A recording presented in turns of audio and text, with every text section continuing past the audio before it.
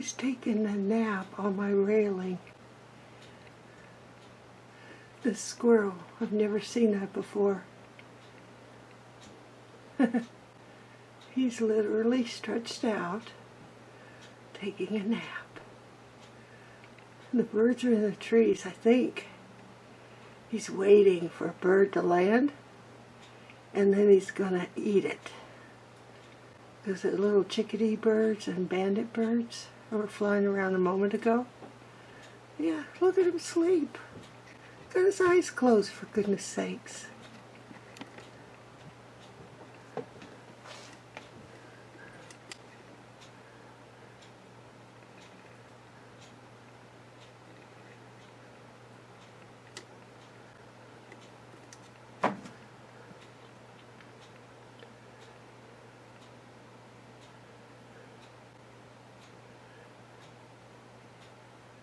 Huh.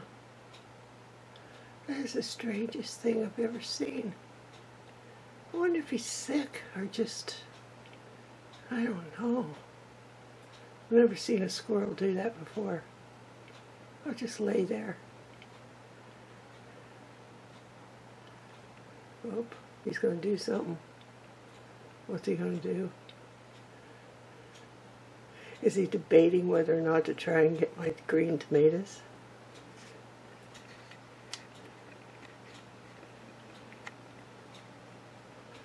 I don't know.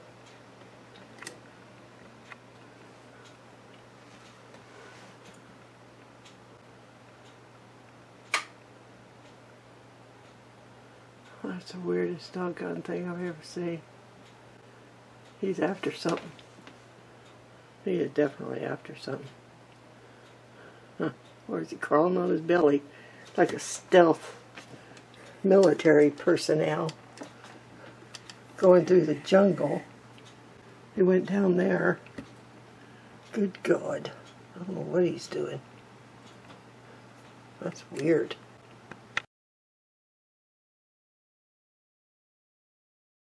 Welcome, I'm Laura. I live in Ontario, Canada, gardening zone 4A. This has to do with cooking. And this is Clifford. You remember Clifford from a previous video. Yeah, I enjoy. He makes me smile. And lately, given the news and everything that's happening, I've decided to use him because he gives me a smile every time I look at him. And he sits right on my computer desk, right underneath my computer screen. So, there are other YouTubers out there that talk to their animals, and they have little skits with their animals, so to speak. They ask the animals questions, and the animal just sort of stares at the human and go, don't know what he's saying, but he's paying attention to me, so I'll act like I understand what the human is saying. Sort of like me with this Clifford and stuffed animal.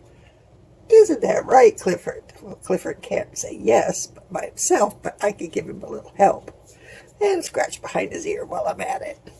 So anyway, I thought I'd get a little cutesy and probably ridiculous at the same time. But I have nominated Clifford. Look what I found in my basement. Deputy Sheriff of Santa Fe. Yes, indeedy. I believe this, and it's metal. And it's old. And I believe it belonged to my father when he was a little boy. I believe. I don't know where this came from. I know my grandfather had it. And now I have it. So now Clifford is officially Deputy Sheriff of Santa Fe. But he resides in Ontario, Canada. Isn't that right, Clifford? Yeah, that's right. Are you a happy camper? Yes, you are. Okay, now. Boop, boop. The reason for this intro video is I have a wish list. Yeah, thought I'd be goofy and put a wish list on. And so anyway, I found this Betty Crocker. It's called, let's see, what's it called again? It's called a mini donut factory. Well, look, mini donut factory. So I don't know why I bought this years ago. Do you, Clifford? You don't know either. Yeah. So anyhow, it has tiny area for mini donuts. I've used it a couple times, and well, to be completely honest, I wasn't overly impressed, but I didn't have the proper gadget, so to speak, to get the mixture in here. Now I do. I have a little squeeze bottle with a pointy tip that I can just squeeze. There's some crumbs. Didn't clean it very well, did I? Well, I've been in the basement. So anyway, I have a squeezy thing that will, hang on a second, I'll show you. Okay, there. See, that wasn't long at all. It was a second or two for me, but it was automatic for you.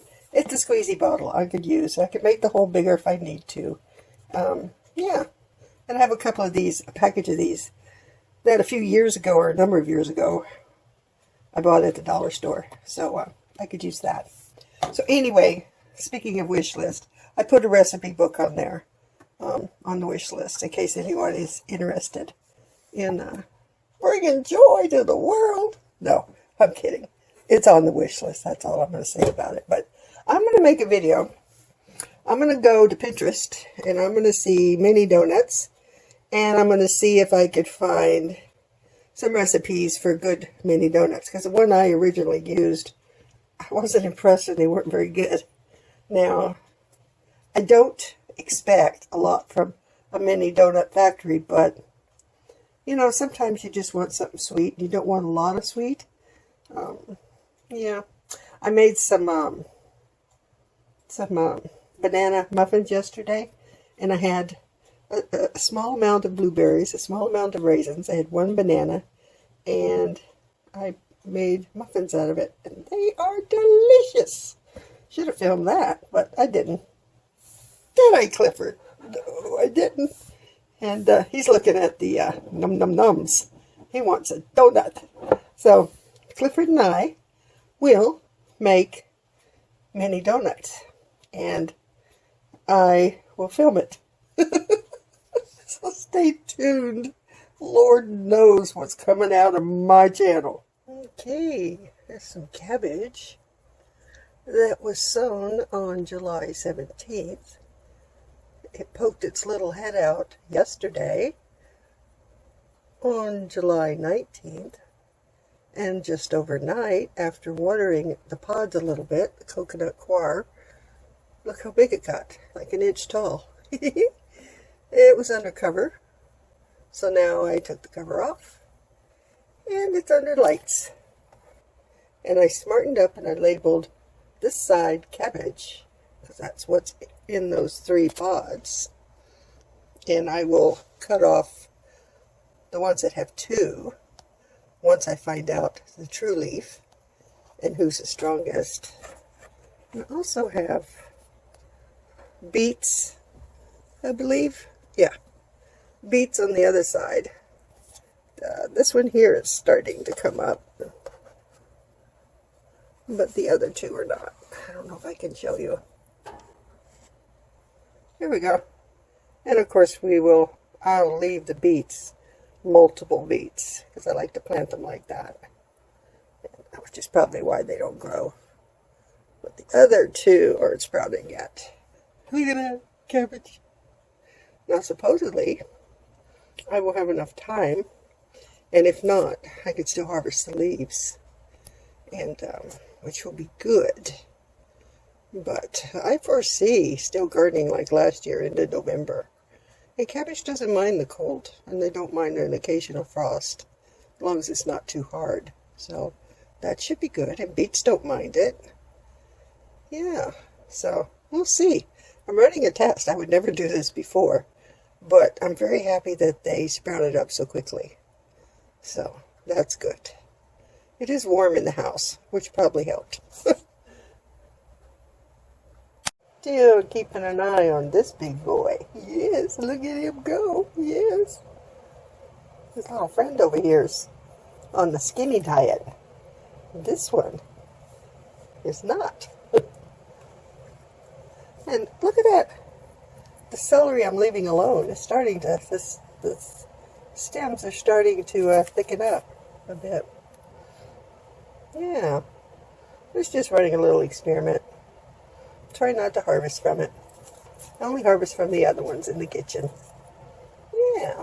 Another interesting thing in my little indoor grow room. I don't know if anybody else will find it interesting, but yesterday, I don't think the celery was coming out from underneath the pool noodle here, and now it is. So I think, since the celery made it to the top, let's see, to the top of this grid, and now it can stand up and be supported by the grate of the plant stand, I may take that pool noodle off. Let it be free. Alrighty then. Freedom at last. Yes. Now it can maybe not have a cricknet in the stock. Now, this is what This is what I use to cook on. I ordered this from Walmart. It's a double burner. The other flat top ones were way too expensive. Yeah, I'm not getting that. I just want to cook some food because my oven is 23 years old. And it was turning on by itself, even when the knobs were on off. So I unplugged it. Because when my children were babies, I came down one morning at 3 to warm a baby bottle. There was a glow in the kitchen. And the glow was because this was on high. So we were living up on the military base at the time. This is back, of course, when my husband was still alive. And fire trucks and military police showed up, and I swear to goodness, they got that stove out of there so fast, it was like, you know, it was going to kill the world. And then the next morning, of course, because it was like 3:34 a.m., they showed up right away. And military, it was all military fire truck, military police, because we lived on base. Anyway, and the next morning by 8 a.m., they had me a brand new stove put in. But anyway, that's beside the point. So I don't use this other than I will use it as a hot plate by setting hot things on it. I have a cover for it that I made, and now I sometimes store stuff. Usually I don't have stuff on there, but right now I'm prepping things, so that's usually over there where the coconut oil is. And that's the muffins. I'll show you what's left of the muffins that I made some, see, I like to use the parchment paper, and I cut it into squares, and I push it down with, say something like this in the muffin tin, the paper, and I use a meatballer, and I scoop the dough up, and I drop it into my homemade parchment paper muffin wrappers, I suppose you could call them. They're too expensive to buy. You can make your own with parchment paper. And I go to Costco. Well, I don't go. I've never been to Costco, but I order from Costco. And I got a giant box of parchment paper anyway. So since the stove was out of commission, and the oven too, I ordered, this was a number of years ago, an Oscar French door countertop oven. And it's big enough on the inside for a full-size pizza. It's a really nice oven. I'm very happy with it. So, and it uses less electricity. Doesn't heat up my little tiny kitchen. Yeah. And I don't cook big dinners anymore. Like, I don't have huge stuff anymore. So, I just have to plan. And anyway, I thought I'd show you that really quickly. So, I did find a recipe for the mini donut maker, which is probably why I wasn't impressed. Donut, pancake, and waffle recipes. Okay. They do have a number of, I may actually do a video today with something like this. Old-fashioned donuts, mom's donuts. Can't make orange donuts. I don't have anything orange. What else? Fluffy cake donuts, raised donuts. I can't imagine raised donuts in this mini thing, because it uses 1/2 ounce of yeast. Huh. What is that, like 1/4 of a teaspoon? Favorite pancakes, oh boy waffles, crisp cornmeal waffles. I don't have a waffle iron anymore. Pancakes. I make my own pancakes. Anyway, so I may, see, this is why I thought maybe that cookbook would be, because I suppose this is what I used. Probably tried to make the old-fashioned, and I just wasn't impressed. Maybe I'll try the raised. I'll have to Google the measurement for 1/2 ounce of yeast. I don't know what that would be, but I will Google it and see if anybody's interested beyond myself and Clifford. Stay tuned for a video. Here's a lovely lady. Her name is Robin. She has a lovely channel. I'll put a link in my description box below this video. She loves stickers. I love stickers too, Robin. I don't use them very often, but for these 2 books, I have 2 of them, I did get a couple of packs of stickers and use them. I thought you might get a kick out of that, so I thought I'd show it to you. I say whatever you can do that causes someone to smile or yourself to smile, go ahead and do it. And if it's a sticker, stick it on. I had this wall, I still have the wall, right below the stove vent. And I was constantly wiping it down because it would get splattered. And then I wiped it so much I wiped away the paint. So I found this in the dollar store, this paper, this sticky paper, I guess wall covering. And I just fell in love with this Italian man. And this big bowl of spaghetti. And the other ones with the big chocolate cake. 2 of my favorite things. I stuck it on the wall and now it's easy to clean. Okay, some might find it tacky. But every time I look at it, when I'm in the kitchen, I smile.